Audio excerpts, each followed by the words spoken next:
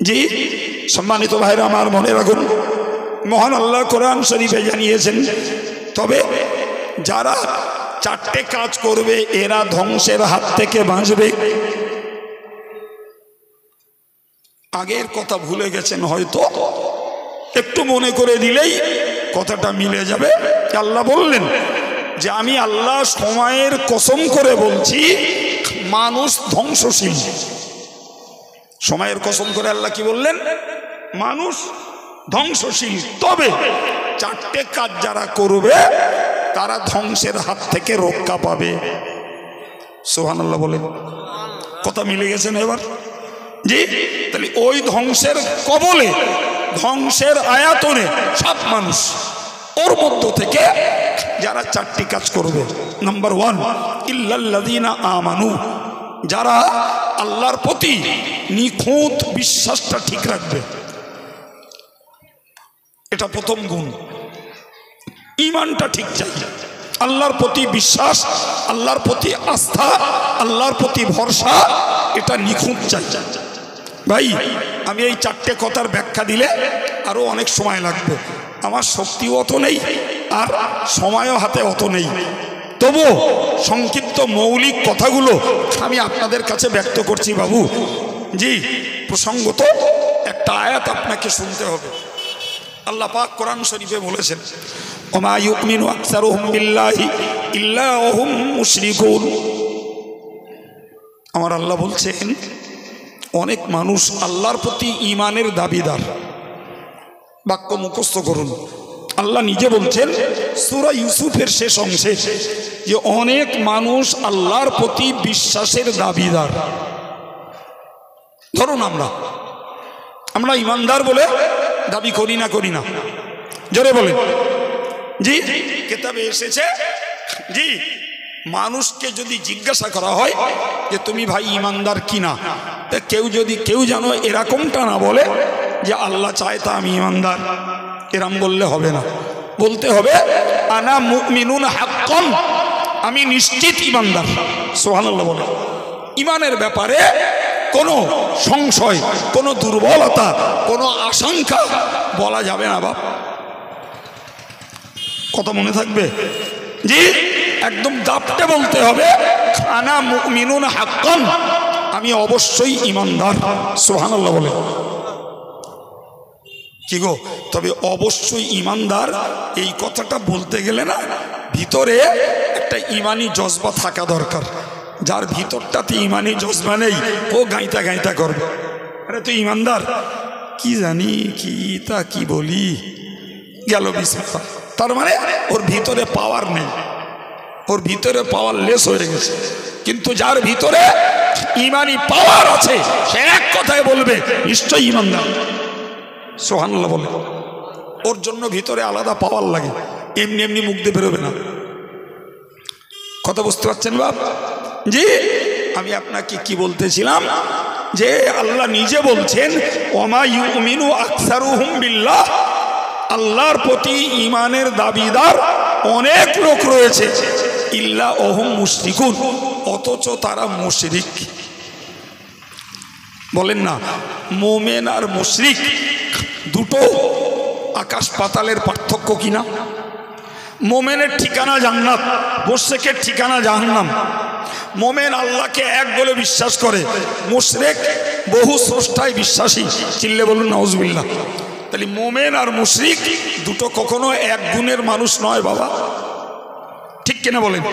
জি, আমি আপনাকে বলবো খোদ আল্লাহ যখন বলছেন যে একদল লোক নিজেকে ঈমানদার বলে দাবি করে অথচ তারা মুশরিক, এর মানে হলো এটাই ভাই, আমরা ঈমানি পরিবারে জন্ম নিয়েছি, ঈমানি কিছু কাজকর্ম আমাদের মধ্যে রয়েছে এবং ঈমানি বুলিও আমরা আওড়াই, কিন্তু কোন অগোচরে কোন ফাঁকে আমার কাছ থেকে ঈমানটা চলে গেছে আমি নিজেই খবর রাখি না।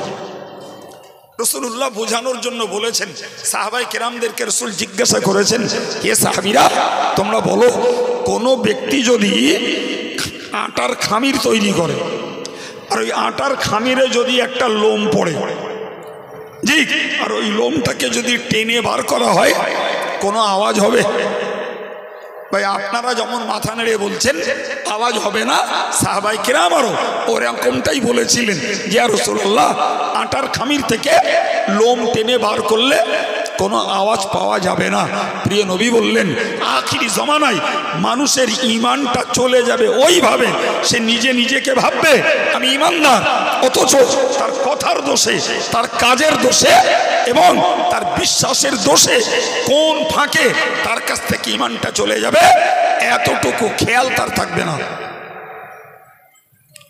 এবার বলেন এই জায়গাটা যদি ব্যাখ্যা দিই, আমি কম বেশি আল্লাহ চায় তো জি আধা ঘন্টা 1 ঘন্টা ধরে কথা বলতে পারবো যে কিভাবে আমাদের কাছ থেকে নিঃশব্দে অগোচরে ঈমান চলে যাচ্ছে, যার এক বিন্দু পাহারাদারি করার মতো আমাদের দৃষ্টি সতর্কতা অধিকাংশ মানুষের নেই।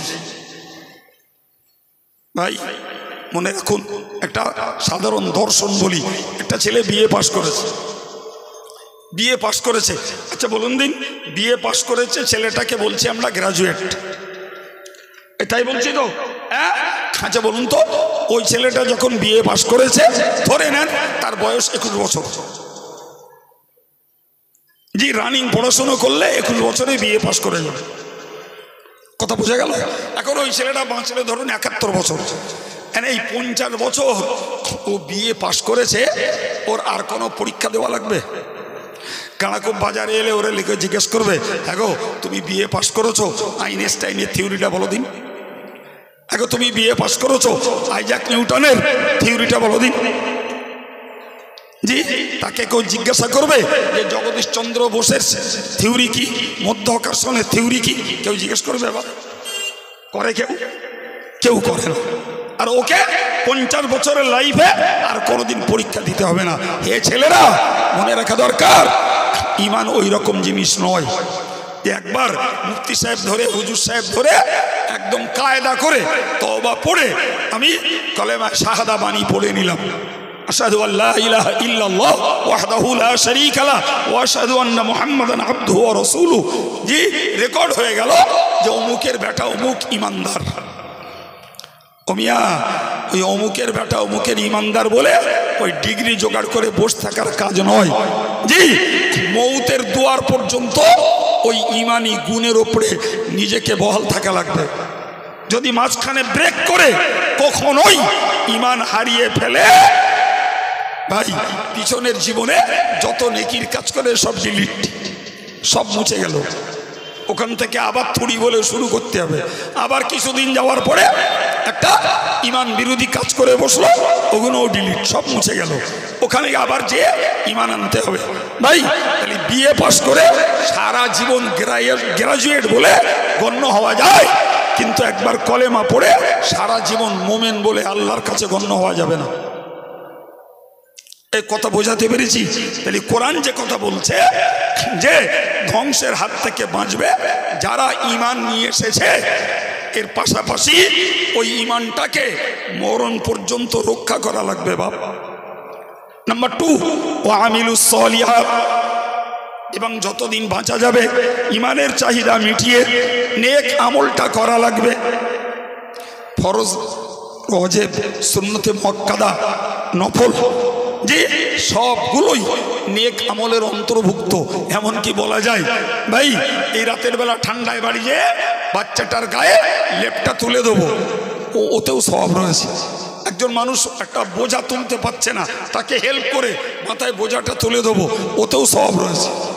রাস্তার উপর থেকে একটা ইটের গোটার কাঁটা সরিয়ে দেব, ওতেও ঈমান রয়েছে, সওয়াব রয়েছে।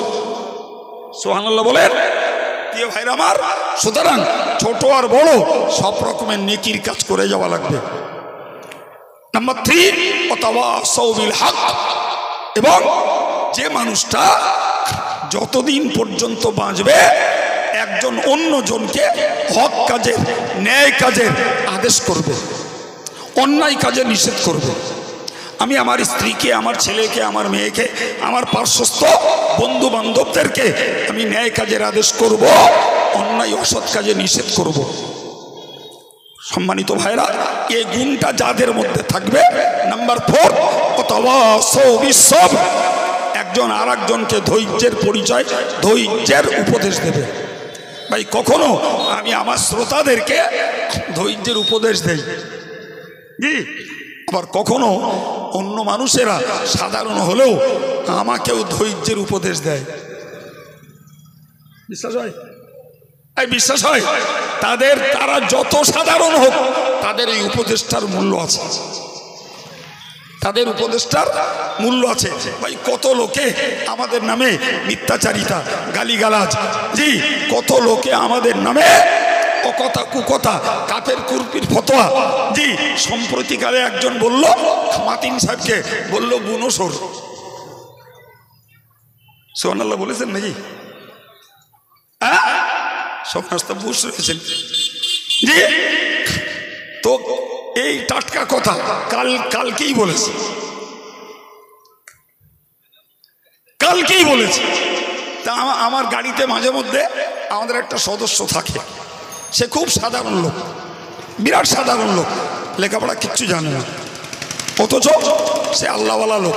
ভাই তো সে আমারে বলছে, বলে হুজুর ধৈর্য ধরেন, আল্লাহ এত ফল দেশে আরো দেবে। সুবহানাল্লাহ বলেন।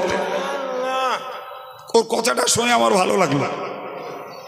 ধৈর্য ধরি, ধৈর্য ধরে আছি আলহামদুলিল্লাহ, অধৈর্য হব না, কিন্তু সে একটা সাধারণ মানুষ হিসাবে আমাকে ওই যে উৎসাহটা দিচ্ছে, কি মাতিন সাহেবকে উৎসাহটা দিচ্ছে, ভাই তার ওই কথাটার মূল্য আছে না নেই? জি।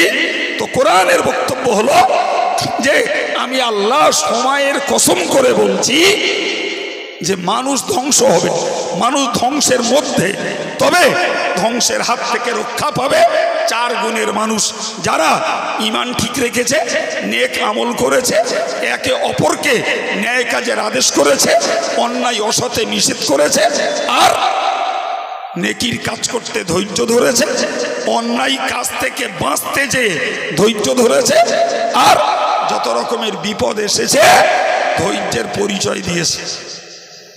এই চারটে গুণের মানুষ ধ্বংসের হাত থেকে রক্ষা পাবে।